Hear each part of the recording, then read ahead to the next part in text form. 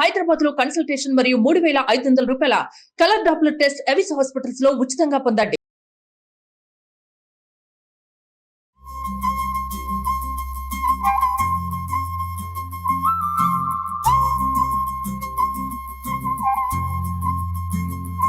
Suman TV ప్రేక్షకులందరికీ దసరా పండగ శుభాకాంక్షలు. రవ కేసరి ప్రసాదం. రవ కేసరి చేయాలంటే జనరల్గా ఏం చేస్తామండి, పాలు గీళ్ళు పోయాం కదా, నీళ్ళతోటే ఉడికిస్తాం.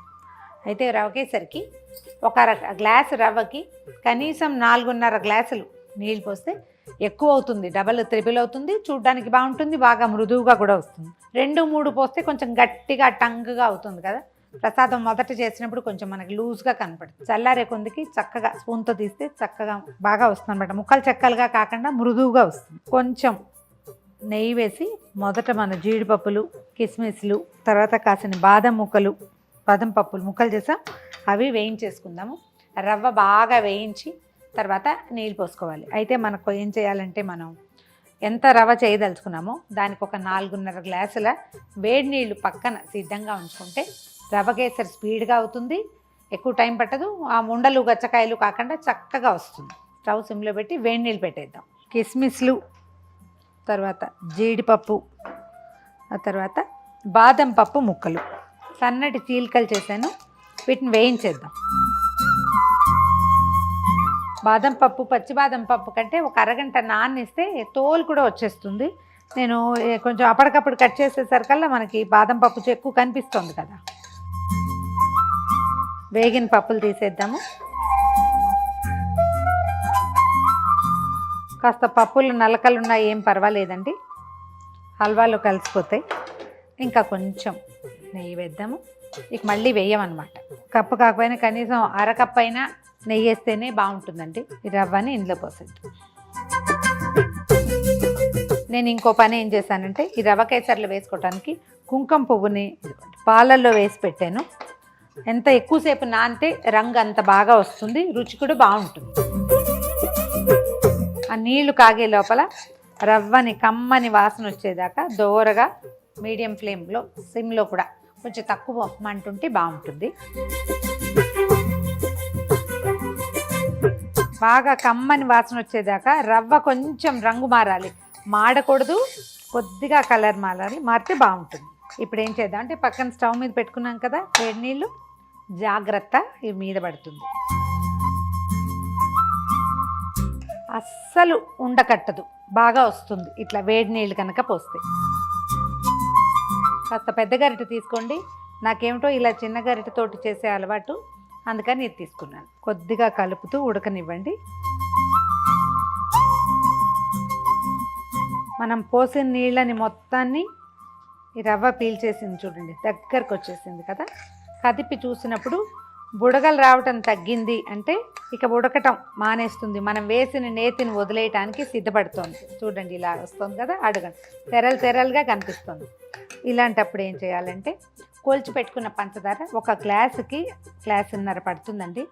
అంత మాత్రం వేయకపోతే రవ కేసరి రుచిగా రాదు. 1కి 1.5. పంచదార కొంచెం ముదురు రంగులో ఉంది. బ్రౌన్ రైస్ లాంటివి ఏవైనా, పామ్ షుగర్స్ లాంటివి ఏవైనా హెల్తీగా కూడా వేసుకోవచ్చు. పంచదార వేసాక ఒకసారి మొత్తం కలపండి. ఇంకా పెద్దగా పైన నెయ్యి వేయక్కర్ల, మనం ముందే వేయించేటప్పుడు వేసాం కదా, ఎక్కువ అక్కర్లేదు. కొంచెం అవసరాన్ని బట్టి ఒక్కొక్క స్పూన్, 1/2 స్పూన్ అలా వేసుకోవచ్చు. ఏమైనా అడుగంటుతుంది అని అనుమానం వస్తే వేద్దాము, లేకపోతే అక్కర్లేదు. కుంకుమ పువ్వుని పాలల్లో వేసి పెట్టాను కదా, ఒకసారి దీన్ని బాగా పాలల్లో రంగరించి వేసేద్దాం. ఎక్కువ పాలు పోయలేదు, కొంచెం తక్కువే వేసాను. ఇలాంటప్పుడు వేస్తే ఏంటంటే రంగు బాగా వస్తుంది. ఫుడ్ కలర్ ఏమీ వేయలేదండి, పొట్టిగా కుంకుమ పువ్వే. ఒకవేళ మీకు చాయిస్ ఉంటే ఫుడ్ కలర్, ఆరెంజ్ కలర్ది ఏదైనా నీళ్లు పోసినప్పుడు కనుక వేసేస్తే రంగు ఈవెన్గా వస్తుంది. నాకు ఇంత మాత్రం కలరే ఇష్టం. ఇది మనం ఒక 2-3 గంటలు నానిస్తే ఇట్లా రిచ్ కలర్ వస్తుంది. మనం మొదలు పెట్టంగానే పాలలో వేసామనుకోండి లేత రంగు వస్తుంది. కొంచెం సమయం ఎక్కువ తీసుకుంటే కలర్ రిచ్గా వస్తుంది అన్నమాట. ఎంత రిచ్ కలర్ వచ్చిందో చూడండి. ఇదేంటంటే పొద్దున 10 గంటలకే కుంకుమ పువ్వు నానబెట్టడం వల్ల వచ్చిందనమాట. 1 స్పూన్ నెయ్యి వేస్తున్నాను పైన. పంచదార పాకం వచ్చేసింది. మన కింద చూడండి, ఇందాక ఎట్లా మనం నీళ్ళు పోసి నీళ్ళతో ఉడికినప్పుడు ఎట్లా వచ్చిందో సేమ్ అదే మెథడ్. మనం దీన్ని తీస్తుంటే అడుగున అది తెర వదులుతుందా లేదా అనేది చూడాలి. చూస్తే తీసేస్తే సరిపోతుంది. ఇంకా ఇది కాసేపే మనకి ఇలాంటి కన్సిస్టెన్సీలో ఇలా ఏమంటారు వేసినప్పుడు ఇలా ముక్కగా తెగి పడుతుంటే ఇది కరెక్ట్ కన్సిస్టెన్సీ. ఈ సమయంలో తీసేసేయచ్చు. ఇప్పుడు ఏం చేద్దామంటే అడుగు అంటుతుందేమో ఒకసారి చూసుకోండి. మాడదు కానీ అడుగును కొంచెం పట్టుకుంటుంది. దాన్ని కదిపేసేయాలి ఎప్పటికప్పుడు. అప్పుడు మొత్తం హల్వాలో కలిసిపోతుంది. కేసర్లో ఏలక పొడి వేద్దాము. పంచదార వేసి గ్రైండ్ చేసి పెట్టాం దీన్ని, అందుకని తెల్లగా కనపడుతుంది. మీకు ఒకవేళ చాయిస్ ఉంటే మన వెనిలా ఎసెన్స్ కూడా వేసుకోవచ్చండి. లేదా ఈ పైనాపిల్ ఫ్రూట్ ఎసెన్స్లు దొరుకుతాయి, పైనాపిల్ ఎసెన్స్ అలాంటివి వేసినా కూడా నైవేద్యానికి ఏం తప్పలేదు, వేయచ్చు, పర్వాలా. గుమగుమలాడేలాగా చేయటమే కదా మన ఉద్దేశం. ఇందాక వేయించి పెట్టుకున్న బాదం పప్పు, జీడిపప్పు, తర్వాత కిస్మిస్లని ఇందులో వేసేద్దాం. రవ్వాపేసేయచ్చు. మనం ఇది తీస్తుంటే అది తేలిగ్గా సర్దుకోవాలన్నమాట. ఈ కన్సిస్టెన్సీలో దించేసేయచ్చు. ఏదైనా ఒక బౌల్లో కొంచెం నెయ్యి వేసి అందులో ఇది వేస్తే అడుగు అంటుకోకుండా ఉంటుంది. ఈ గిన్నె వేడి వల్ల ఇది అడుగు అంటుకోకుండా అవుతుంది అన్నమాట.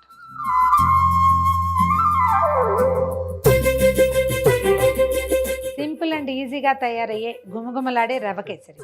మరొకసారి సుమన్ టీవీ ప్రేక్షకులందరికీ దసరా పండుగ శుభాకాంక్షలు.